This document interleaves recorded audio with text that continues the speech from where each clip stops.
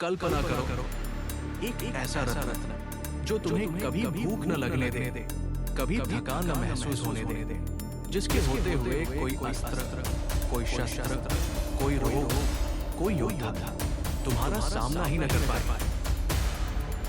अगर तुम्हारे माथे पर ऐसी दिव्य मणि चढ़ दी जाए तो क्या तुम दुनिया को बदल दोगे या स्वयं बदल जाओगे उस शक्ति के नशे में? महाभारत की विराट कथा में एक ऐसा योद्धा था जिसके माथे पर जन्म से ही एक दिव्य मणि थी। उसका नाम था अश्वत्थामा। यह कहानी सिर्फ एक योद्धा की नहीं, यह कहानी है शक्ति, अहंकार और श्राप की। एक ऐसी कहानी जो आज भी जीवित है।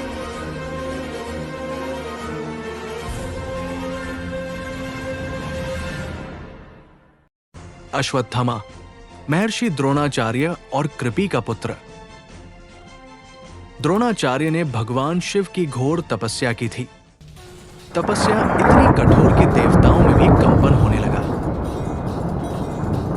द्रोण की एक ही इच्छा थी, हे शिव, मुझे एक ऐसा पुत्र दो जो आप जैसा वीर हो, जो रणभूमि में अजय हो। भगवान शिव ने वरदान दिया और उसी वरदान के साथ जन्मा अश्वत्थामा। किंतु जन्म अद्भुत था क्योंकि वो अपने माथे पर एक दिव्य मणि लेकर पैदा हुआ था। ये मणि साधारण नहीं थी। कथा कहती है कि ये मणि स्वयं भगवान शिव की जटा से निर्मित एक दिव्य खंड थी। एक ऐसा खंड जिसमें तप, तेज और रक्षा तीनों गुण समाये थे। इस मणि को चिंतामणि, नागमणि और कई जगह शिवर्तना भी कहा गया है। किंवदंती कहती है, जब महादेव तांडव करते हैं, उनके शरीर से निकले प्रकाशपुंजों में से एक कण पृथ्वी पर गिरा था। वही कण वर्षों के तप से एक मणि के रूप में दिव्य तेज बन गया। अश्वत्थामा की मणि उसी दिव्य तत्व का अंश थी। इस दिव्य मणि में बहुत सारे वरदान थे। पहला वरदान, रोग मुक्ति। अश्वत्थामा किसी भी रोग से प्रभावित नहीं होता था। दूसरा वरदान, अनिर्भरता समाप्त। उसे भूख नहीं लगती थी। पानी और अन्न की आवश्यकता लगभग शून्य। तीसरा वरदान, अपराजेय ऊर्जा। चाहे युद्ध हो या तप, उसका शरीर कभी थकता नहीं था। न सोने की जरूरत, न आराम की। चौथा वरदान, दिव्य तेज। जब वो युद्ध भूमि में प्रवेश करता तो उसके माथे की मणि चमककर सैकड़ों योद्धाओं में भय उत्पन्न कर देती थी। पांचवा वरदान, अदृश्य रक्षा कवच। किसी भी अस्त्र या रोग का प्रभाव उसके शरीर पर पूरा नहीं पड़ता था। और सबसे अद्भुत छठा वरदान, जीवन विस्तार, सेमी इमोर्टैलिटी।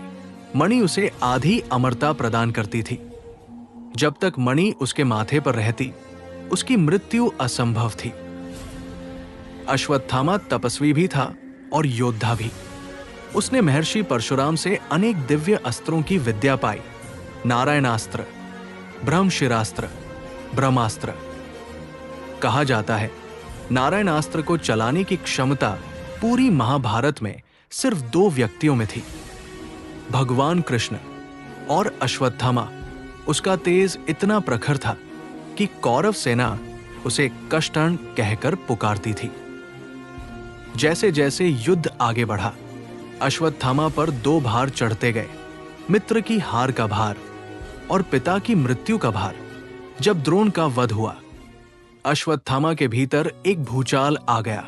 उसका क्रोध ब्रह्मांड को भी हिलाने को काफी था और यही क्रोध उसे धर्म के रास्ते से दूर ले गया। महाभारत का सबसे अंधकारमय क्षण, एक निर्जन रात्रि में अश्वत्थामा पांडवों के शिविर में घुस गया।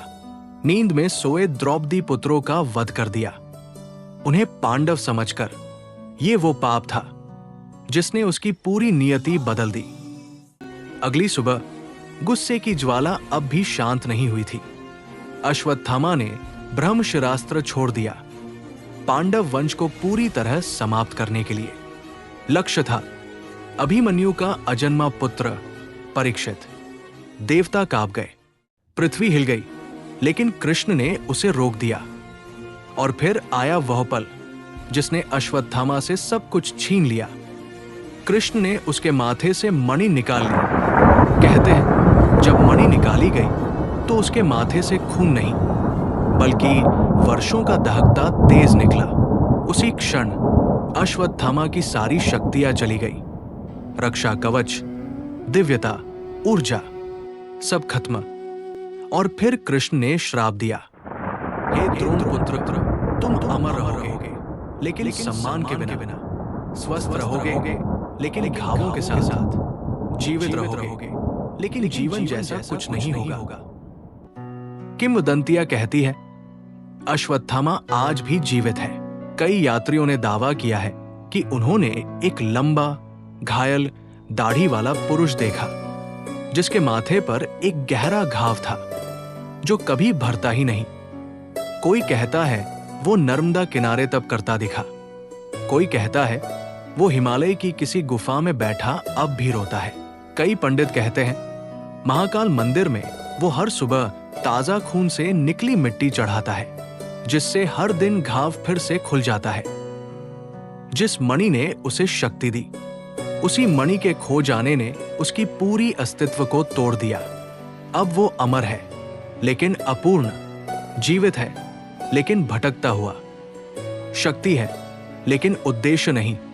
और यही ये कहानी हम सबको एक संदेश देती है। शक्ति का मूल्य धर्म के पालन में है। नियंत्रण के बिना मिली शक्ति अंततः विनाश ही लाती है। अश्वत्थामा की मणि एक वरदान थी, एक दिव्य उपहार।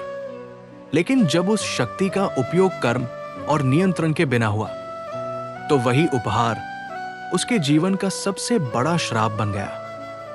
अश्वत्थामा आज भी जीवित है, युगों से भटकता हुआ और हर कदम पर यह याद दिलाता हुआ कि शक्ति आवश्यक है, लेकिन उसका सही मार्गदर्शन उससे भी ज्यादा आवश्यक है।